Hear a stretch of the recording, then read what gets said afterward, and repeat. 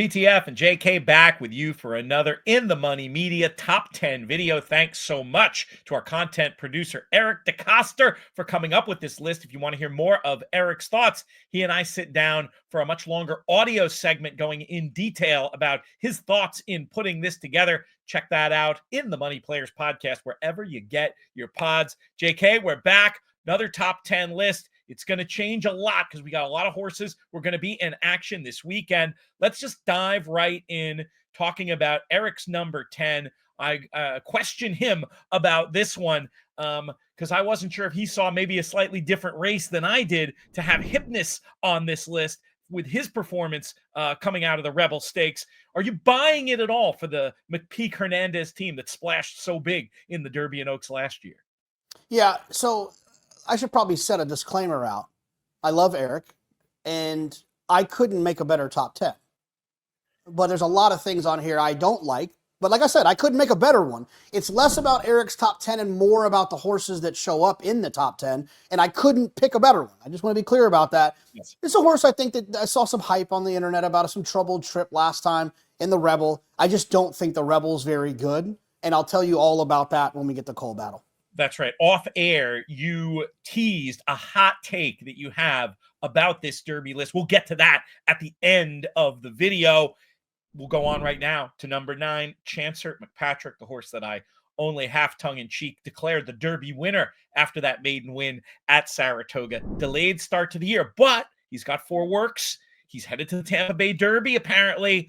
I'm not giving up on Chancer McPatrick. Are you? No, I mean, it's a little bit, it's funny to say where a horse who's won 2 grade ones is a 2-year-old. It's a little stranger danger for me with Chancer McPatrick, right? We haven't seen him as a 3-year-old. I was high on East Avenue. He disappointed. I was high on Jonathan's Way. We'll see. And it's just one of those situations where Chancer hasn't disappointed me yet as a 3-year-old. And while he deserves to be at 9 because the other horses have been productive, if he runs well, he could vault right to the front of my top 10 list. Let's go to number 8, Tappan Street for Brad Cox, coming off that very nice second to Burnham Square in the Holy Bull. Progressive profile here. That was just his second start, so it's pretty easy to see how this one could continue to get better. Are you buying Tappan Street? Yeah, I'm buying him in this spot. Not necessarily cutting in line to bet a future wager on him to win the Kentucky Derby, but I do find him to be one of those types who has the right style, the right connections, forward type of horse. Got no problem where he is right here. I think Burnham Street's pretty good as well. Burnham Square, excuse me. And so I think that he's perfectly spotted right in here, Tappan Street. My biggest issue is the horse right above him in 7th. Well, let's talk about Sandman. This horse was the hype horse. I was shocked how I thought he'd be the favorite. I didn't think he'd be the favorite to the degree he was, to the exclusion of some of the other horses that were comparatively not bet. Thinking of the Baffert Madaket Road horse specifically. I mean, Baffert's only won the race, 72 times, and they let that horse go off at 5-1. Meanwhile, here's Sandman coming in with all that hype. And I'll tell you what, JK, he's coming out with some hype too, because he was sticking on well late in the piece in the manner of one who's going to improve with the distance. I saw some tweets about the impressive gallop out. I got to go back and watch that again. Are you on that? Can you see my eyes? Can you see my eyes rolling? Are you on the Sandman hype train? No, look, he's going to always be a little bit over bet, right? A West Point horse, if I'm not mistaken. So you have to keep that in consideration about the price. This horse is going to be bet. And everyone sees these trips nowadays. It is not 2003. It's not 1994 where you got this piece of gold when you found a replay and a trip on a horse. Everyone's seeing it. It's going to play on FD, FanDuel TV. It's going to play on our show over and over again. You're going to see it. He's going to be completely overbet. There's that misnomer that horses that are closing going shorter are just dying for more ground. They went 110 to the 6 furlongs in the Rebel yesterday, and I don't think the Rebel was very good. And of course he was running by horses in Coal Battle who made an early move into a fast pace, and Madaket Road who set fast fractions and is probably Baffert's 4th or 5th best horse.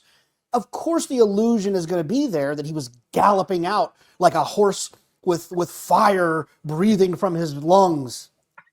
He is going to be the most overbet horse we have seen in the Kentucky Derby in the last 10 years. I want nothing to do with Sandman.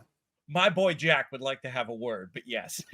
West Point are part of the ownership group along with DJ Stables and St. Elias for that $1.2 million purchase, who JK apparently wouldn't give you a nickel for. But No. I'd love to own the horse.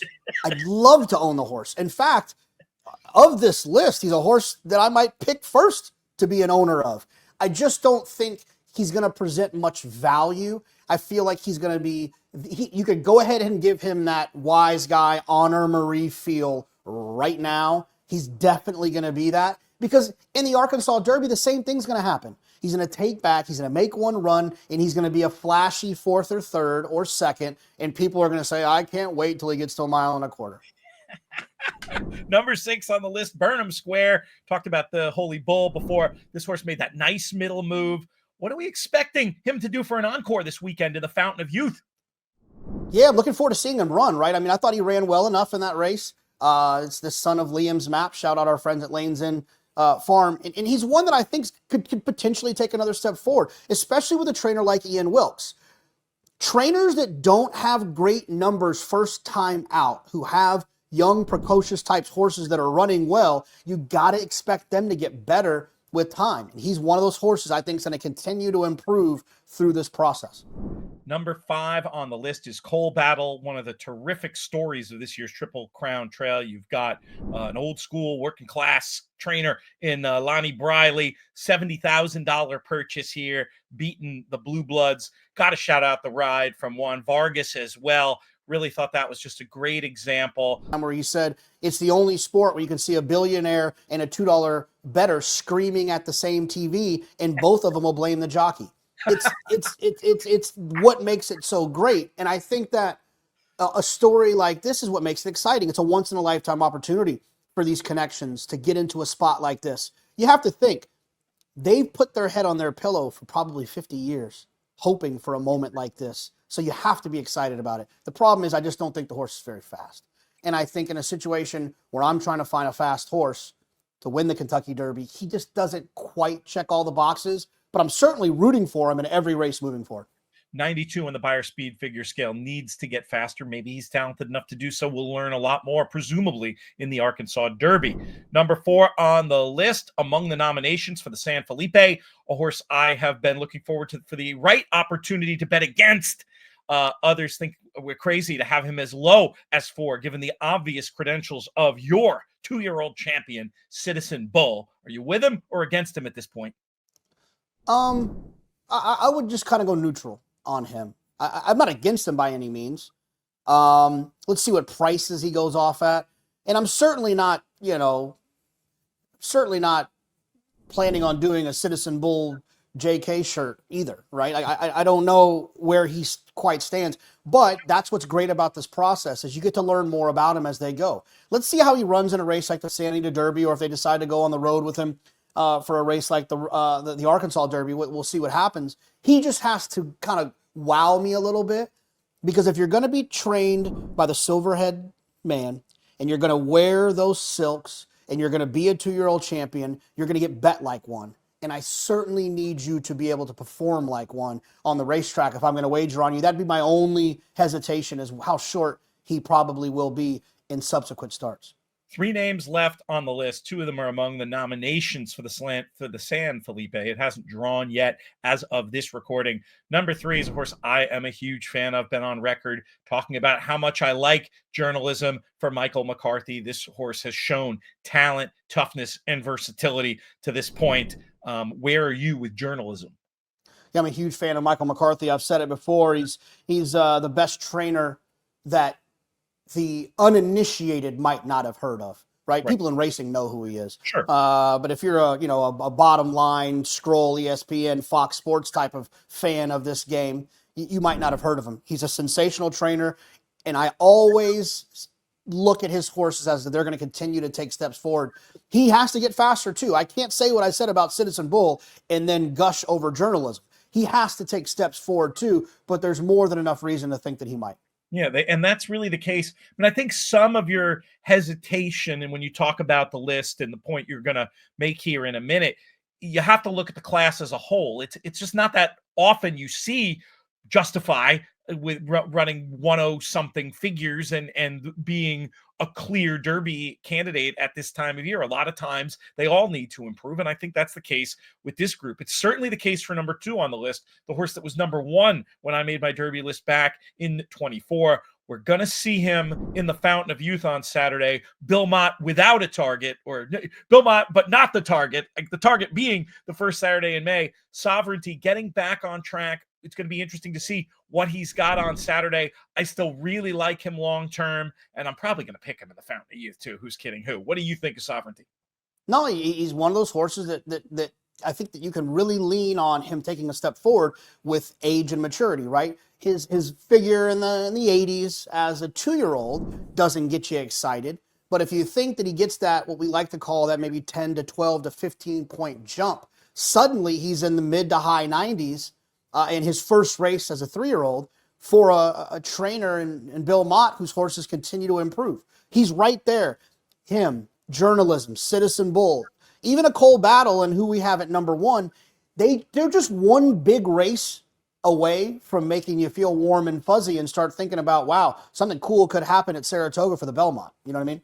We're going to have all these races covered for you on the In the Money Media Network. We encourage you to subscribe to the In the Money Media YouTube channel. Click that notification bell. Also, check out our podcast content, In the Money Players Podcast, wherever you get your pods, and loads of written content too. Free daily tips and analysis over at inthemoneypodcast.com. A lot more to come down the pike. Number 1 on the list, no surprise, it's Barnes. This horse showed plenty on debut while being green as grass, looked to improve significantly last time, and is also among those nominations for the San Felipe. Just seems to have the right kind of progressive profile to deserve a spot like number 1 on Eric DeCoster's list for In the Money Media. Do you agree with the placement of Barnes here? Deserves to be here, absolutely. The hype, the purchase price, the undefeated record, the trainer. There's a lot to lean on with Barnes. I will say this, though. I think I feel the same way about him and Citizen Bull. One of them, I would assume, will show up in the Arkansas Derby. And whichever one it is, I feel pretty confident that each of them is better than Matticat Road. And if that's what Arkansas has to offer in terms of Cole Battle, I think that one of them could have a pretty special performance in that Arkansas Derby that could propel them forward as that top choice for the Kentucky Derby.